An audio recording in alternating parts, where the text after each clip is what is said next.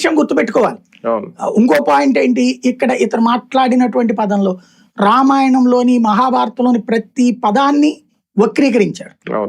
ఈ వక్రీకరణలు చేసిన వాళ్ళు ఇంతకు ముందు హిందూ మతం వాళ్ళని మతం మార్చడానికి కొంతమంది క్రైస్తవ మత ప్రబోధకులు చేశారు, కొంతమంది ముస్లిం మత ప్రబోధకులు చేశారు. బట్ వాళ్ళ మతాల వాళ్ళు కూడా అట్లా చేయలే. కొంతమంది ప్రబోధకులు చేసినప్పుడు అది తప్పు పట్టాం మనం. కత్తి మహేష్కి ఇతనికి తేడా ఏంటి? కత్తి మహేష్ విషయంలో వైఎస్ఆర్ కాంగ్రెస్ పార్టీ ఓ స్టేట్మెంట్ ఇచ్చింది, అతను రాముడిని దూషించుడు అతన్ని మాకెందుకు అంట కడతారు, మాకు సంబంధం లేదు అని చెప్పింది. మరి అతను రాముడిని దూషించాడు, కృష్ణుని దూషించాడు, దేవుళ్ళందరినీ నా కొడకల్లారా అని మాట్లాడుతుంటే, సరే మనం పవన్ కళ్యాణ్ నా కొడక అన్నప్పుడు కూడా తప్పే పట్టాం కదా, అనేక సార్లు మనం మాట్లాడుకున్నాం కదా. తప్పు ఎవరు చేసినా తప్పు పట్టాలి. ఇతను తప్పు మాట్లాడినప్పుడు ఇతన్ని ఎందుకు సమర్థించుకొస్తుంది వైఎస్ఆర్ కాంగ్రెస్ పార్టీ?